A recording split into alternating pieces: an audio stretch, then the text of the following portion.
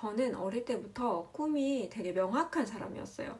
그러니까 보통 어릴 때 초중고등학교 때는 꿈이 되게 많이 잘 바뀌고 이러는데 진짜 중고등학교 때 이렇게 진로 직업칸을 보면은 항상 선생님, 뭐 초등교사, 중등교사 이런 식으로 딱 선생님에 이렇게 집중이 돼 있었단 말이에요. 그래서 당연히 대학도 사범대를 갔고, 당연히 임용고시를 당연히 치는 거라고 생각을 했고, 이제 이런 수순을 밟아서 20대 중반에 바로 교사가 됐습니다.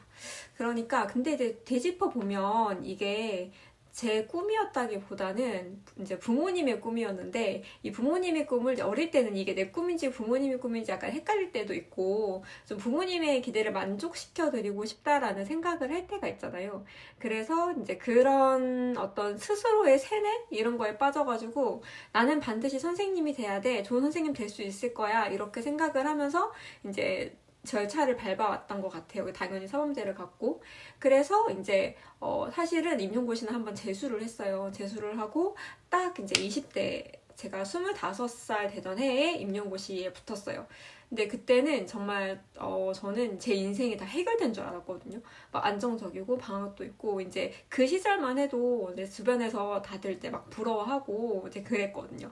근데, 막상 이제 딱 들어가서 교직 생활을 하면서 또 제가 처음 발령받은 그 학교가 되게 연차 높으신 선생님들이 많았단 말이에요. 그래서 이제 근데 그 선생님들을 보면서 약간 이런 생각이 드는 거예요. 그 어린 25살이었던 제가 한 20년, 30년 해오신 선생님들을 보면서 내 미래도 저렇겠구나.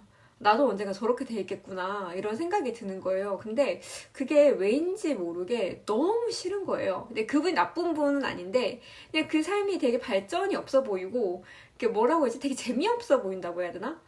너무 깝깝해 보인다. 이렇게 왜냐하면 이제 우리가 초중고 대까지 학교 생활을 이제 계속 하잖아요. 근데 이제 교사라는 직업은 그 직업 이제 직장까지 학교니까 나는 평생 학교에서 벗어날 수 없나? 막 이런 생각을 하게 됐던 것 같아요. 그래서 그때부터였던 것 같아요. 그때부터 다시 본격적인 그때부터 이제 본격적인 진로 고민이 시작되는데 아마 그게 진로 고민이 진지한 스스로의 진로 고민이 생겼던 것 같아요. 그래서 우리가 왜 성인이 되어도 진로를 고민할 수밖에 없는가? 그거는 오히려 이제 직업을 얻게 되면 실상을 보게 되니까 내가 진짜 하루 종일 그 일을 해야 하고 그게 내 삶이 되니까 이게 진짜 이제 현실적인 고민을 하게 되는 거예요. 우리가 직업을 선택할 때는 대부분 그 직업의 겉모습을 보고 선택을 하잖아요. 뭐 교사를 선택했다라고 하면 방학이나 안정성이나 아이들과 함께 뭐 보람이 있겠다. 근데 사실은 실제로 들어가 보면 그 직무가 그게 다가 아니잖아요. 뭐 행정 업무도 해야 되고 학부모 민원도 해야 되고 뭐 이렇게 되게 겪어봐야 아는 게 있잖아요. 그러니까 이걸 하면서 또 고민이 깊어지는 거죠. 그리고 또 사람이 나이가 들면 가치관도 바뀌고 자기의 취향을 알게 되는 것 같아요.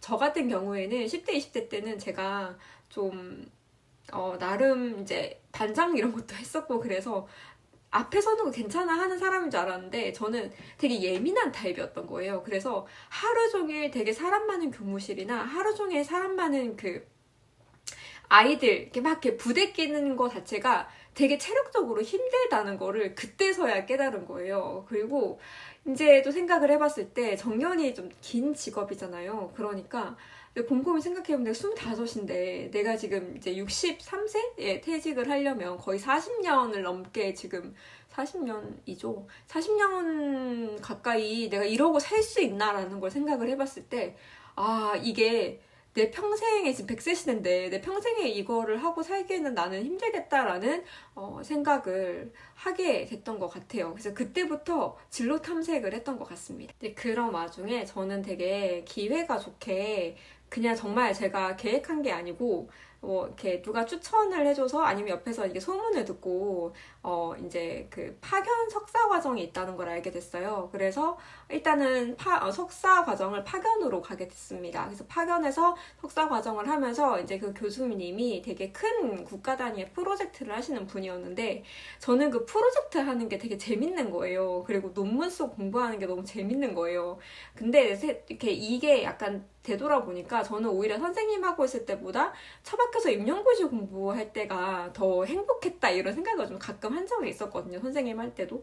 그래서 그 연구원 생활을 이제 교수님 밑에서 파견교사 할 때 하면서 석사 과정에 그런 걸 하면서 아, 이게 내 적성이구나 라는 걸 알게 됐어요.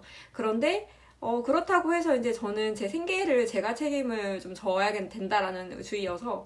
근데 제가 또 막상 아예 모든 걸 그만두고 석박사를 하겠다 이것도 좀 그런 거예요. 그래서 저는 일단은 석사 과정까지 마치고 다시 학교로 복귀를 합니다. 복귀를 하는데 이제 여기 이 석박사 과정에 대한 좀 약간 그런 로망이라든지 나와 맞았던 그 로망을 잊을 수 없는 거죠. 그래서 다시 복직을 하고 나서 2년 후에 박사 과정에 진학을 하게 돼요. 그래서 박사 과정에 진학을 하고 한 5년 정도 공부를 열심히 하고 나서 이제 박사 학위를 받게 되는데, 물론 그 과정이 되게 너무 힘들었어요. 왜냐하면 안정적인 직장이 있는 상황에서 이제 뭔가 공부를 해서 다시 박사 과정을 받고 이렇게 한다는 것 자체가 계속 그런 고민이 들거든요. 내가 이걸 했을 때 나한테 뭐가 도움이 되지? 편하게 살고 싶다 이런 생각이 계속 이제 들게 되니까 뭔가 엄청나게 좀 고민이 많았는데, 또 몸도 힘들고 그러니까 막 하다가 병도 나고 병도 걸리고 허리 디스크 와서 막 일주일 한 달 누워있고 이랬거든요. 그래서 그런 생각이 들었는데, 그래도 뭔가 막연하게 내가 계속 교직에 있고 싶다라는 생각을 하지 않았기 때문에 내가 언젠가 만약에 진짜로 이 교직을 그만두고 싶은 날이 왔는데 그때 내가 박사 학위가 있으면 좀 더 유리하지 않을까라는 생각을 했던 것 같아요. 그래서 그 박사 학위를 따기 위해서 노력을 하고 결국은 이제 학위를 취득을 하게 됩니다. 근데 박사 학위를 취득하고 나서도 요새는 이제 약간 박사 학위가 이제 자격증처럼 됐거든요. 그래서 옛날처럼 박사 학위가 있다고 뭐 엄청 뭐 취업이 잘 된다거나 이게 전혀 아니기 때문에 또 나름 계속 논문을 쓰고 이래야 된단 말이에요. 그래서 이거를 그 후에 이제 논문을 몇 개를 쓰고 하다가 이게 또 교직이랑 병행하기가 너무 힘들고 이도저도 아닌 게 되는 거예요. 뭐 그렇게 지내다가 이제 마지막에 도전해보자라고 이제 생각하게 이제 지원한 곳에 이제 취업이 돼서 저는 이제 어쨌든 교직을 그만두게 되었습니다. 근데 지금 하는 일은요, 사실은 엄청 적성에는 잘 맞는 것 같아요. 그러니까 어떤 직업이든 장단점이 다 있고, 이거 플러스 마이너스 해보면 비슷한 것 같아요. 그 스트레스 지수나 이런 거는. 근데 이 직업이 나의 적성에 맞냐 안 맞냐 이거는 좀 다른 것 같아요. 저는 훨씬 지금의 연구원이라는 직업이 적성에 잘 맞고 그래서 좀 현재에 만족하고 있는 사람입니다. 근데 제가 왜 이런 얘기를 하냐면 이제 교직 또는 어떤 직장을 가지고, 특히 저는 교직에 좀 약간 포커스를 맞추고 싶은데, 특히 교직에 들어온 이제 20대 지금 한참 더 교권 문제 이런 거 많아가지고 이런 젊은 교사들이 되게 고민을 많이 한다 이런 얘기들을 본 것 같아요. 근데 저는 그냥 제가 봤을 때 선생님 이제 교직에 들어와서 약간 루트가 한 몇 가지로 나누어지는 것 같은데, 첫 번째는 그냥 교직 자체에 만족하면서 지내는 친구들이 분명 있어요. 저도 이제 제가 18년 차에 그만뒀거든요. 그러니까 교직을 꽤 오래 한 편이고, 이제 제 동기들 중에는 장학사가 된 친구들도 있단 말이에요. 그래서 이런 친구들을 이렇게 막 이제 승진을 하거나 아니면 뭐 출제나 아니면 이런 쪽으로 좀 전문성을 키워가지고 연수를 다니는 친구들도 있어요. 이런 걸 좋아하는 이제 교사로서 남는다면 나의 어떤 캐릭터를 정해야 되죠. 그런 이제 이런 식으로 승진을 할 수도 있고, 아니면 내가 어떤 한 곳에 특화되거나 전문성을 키워가지고 어떤 그 분야에서는 전문가 하면 이 교사인가 박교사 이런 식으로 이렇게 할 수도 있고, 또 하나는